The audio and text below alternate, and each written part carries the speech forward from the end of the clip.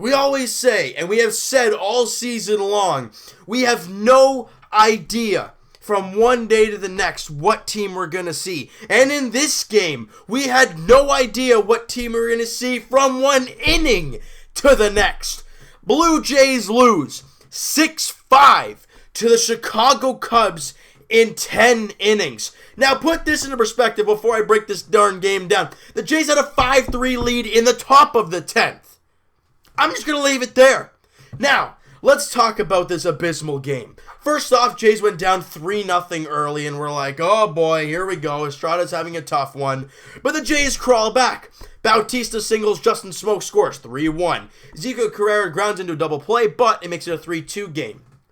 And then Miguel Montero against his former team hits a home run to left field, his second home run of the season, makes it a 3-3 ball game. Then we head to the 10th with 2 out and Josh Donaldson on second. Kevin Pillar comes up clutch. We have not been able to say that much of late. Hits a ball to right field, 4-3. Couple batters later, bases loaded. Noriaoki walks, 5-3 Jays. Oh boy, nothing can screw this up. Oh, don't you worry about that. We got Roberto Osuna on the mound, no problem at all. Oh, well, let's just have a little chat about this, why don't we? Okay, so, bottom of the 10th inning. Okay, you guys ready for this one? Kyle Schwarber strikes out. Hey, there's one away. Not even close. Because Rafi Lopez can't handle that pitch. It gets away from him. Schwarber ends up at first base. I understand Roberto Osuna threw a curveball in the dirt, and I get it. It's not a great pitch. But he got the strikeout, and you learn in Pee Wee baseball. Get down and dirty, block the ball, keep it in front of you, especially in a 2-run game in the last inning. You need 3 outs, get that ball blocked and keep it in front of you. But instead, Rafi Lopez tries to backhand pick the ball off his glove and goes away, leadoff guy on base. Changes the entire inning right there. Because instead, you could have 1 out and nobody on, but now you've got the leadoff runner on. And next up, Ben Zobrist singles. Runners on the corners because Schwarber ends up at third base. Oh, and we're not done just yet. Another curveball. Whoop, can't block that one either. In the dirt. Yeah, I get it. In the dirt, through the legs. 1 run comes in to score. Well, would you look at that? And Zobrist moves up to second base on the wild pitch. Anthony Rizzo grounds out. Oh, there you go. Didn't have to block that one. You got 1 out, but the tying runs at third base. I'm dying here. Next up, Javi Baez. Oh boy, this guy has killed us all series. He's got a runner in scoring position with only 1 out. Here we go. Roberto Osuna has 2 strikes on him. All right, strike 3. Oh my God, it's away from Lopez again. Run comes in to score. Yeah. Or no, excuse me. No, never mind. Scrap that one. But he reaches first base again.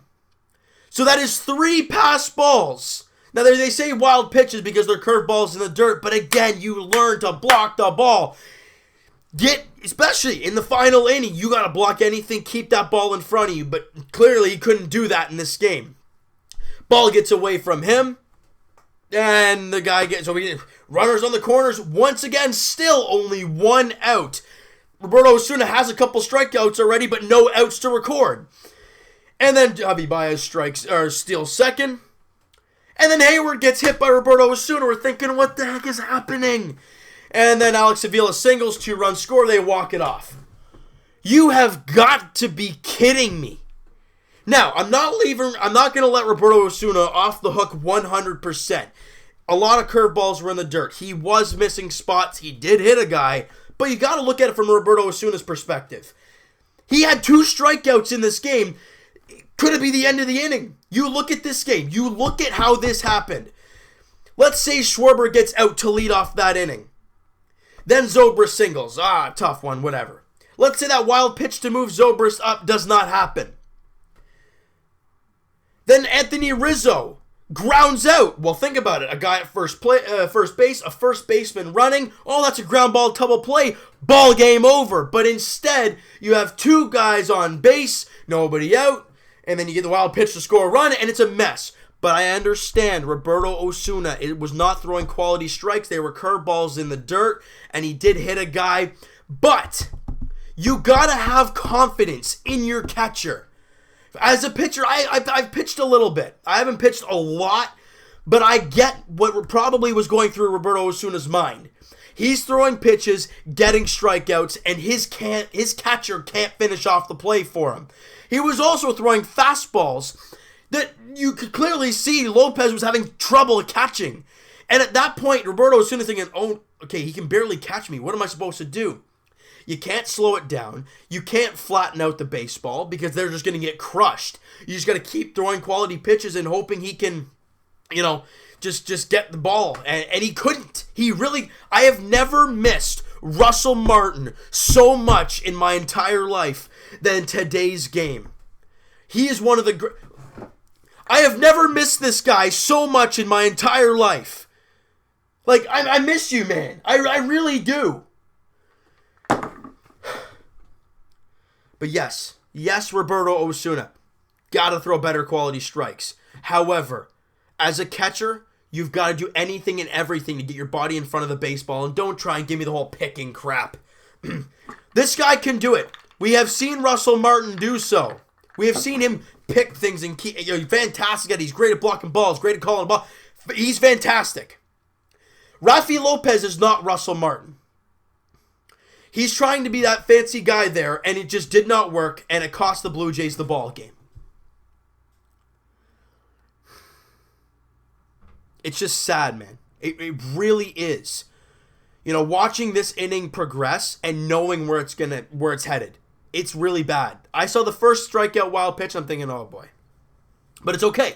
Then I see the single, and I'm like, oh jeez. Then another wild pitch, I'm like, yeah, this ball game's over, because he can't catch the ball. Roberto Osuna can't throw strikes. The Jays, literally, like I said, from one inning to the next, Marcus was trying to give it 3 runs in an inning, then settled down and he was fine. The Jays get 2 runs in the 10th inning of a clutch 2-out hit from Kevin Pillar, who we haven't seen much of this year. And then this mayhem happens.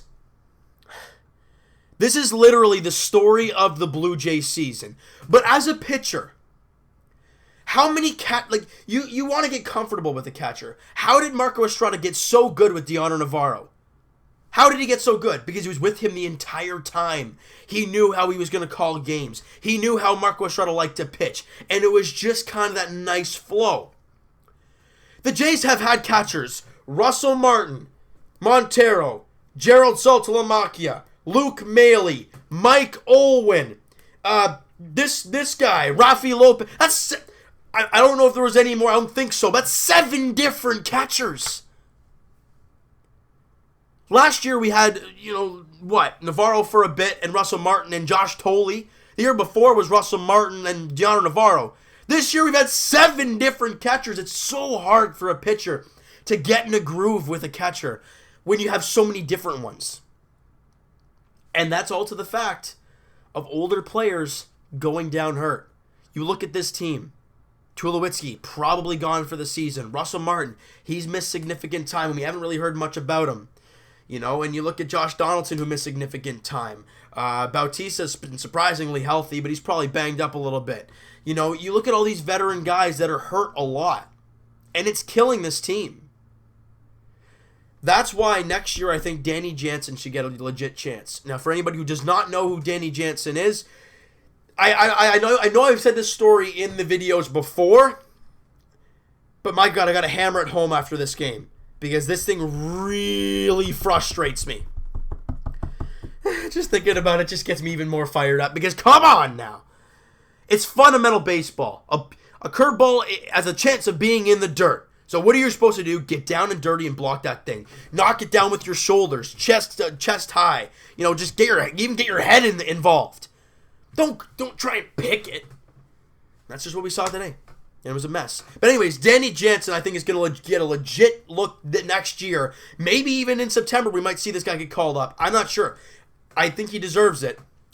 Now, I don't know what his stats are as of right now. However, the story goes with this guy. Now, I know, like I said, I know I've mentioned this before in the videos, but for anybody who has not heard the story, I'm going to say it again. This is a longer video because it has to be. Danny Jansen was kind of a guy that the Jays had in their system. I mean, he was decent, but he wasn't anything special, right? And, he's the 18th ranked prospect for the Blue Jays right now. He was a 16th round pick back in 2013. Nothing all that crazy. He is 22 years old, a 6'4" catcher. Now, this is the story that I've heard. He was never really a big hitter. And then he got his eyes tested. Well, look at that. He needs glasses now. If you go on the Blue Jays top prospects list, you'll see Danny Jansen. And what does his picture show? He's wearing glasses. He gets glasses, and in high A ball in Dunedin, 369 batting average. In Double A New Hampshire, 291. And in Triple A Buffalo, get this one, 438. Yeah, Danny Jansen's decent. He's freaking decent, all right. Excuse the language, but my goodness. The guy's unreal. So that being said, Russell Martin, he's a great catcher. Danny Jansen better get a legit chance in September or even in the spring training next year. He better get a look. Because what we've seen this season with the catchers has been sickening. It's been sad. At one point we had Lopez and Ullman, our two catchers. Who? We didn't know these guys at the beginning of the year. Then they were our 1-2 punch.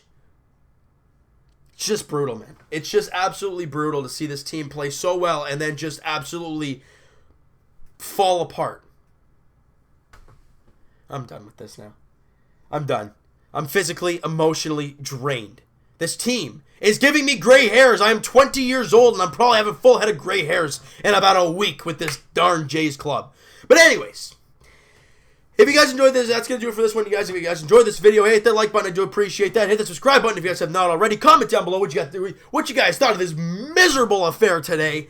Let me know what you guys think. I mean, really, I want to hear everything and anything you guys have to say about this team overall of this season, this ball game. Just tell me, please. And we'll talk to you guys. Well, you know what? We have an off day tomorrow. Thank God we have an off day to emotionally forget about what has happened over the last day or so. But now we go down and face Tampa, a team that we thought, oh, we're putting them down to the dumps, we're climbing the standings. Nope, we just got swept the next series. Yet Chris Archer and Marcus Stroman in the opener tomorrow or on Tuesday. Chris Rowley versus Pruitt. What's his name? Andrew? Austin Pruitt. There you go. And then in the finale, Alex Cobb versus J Happ. I don't know what else to say about it. All right? So if you guys enjoyed this one, smack that like button, please, because it was a fun one to make, but also a pain in the rear end to watch. And we'll talk to you guys, I guess, Tuesday as the Jays look to win a ball game? I don't know. We'll talk to you guys then.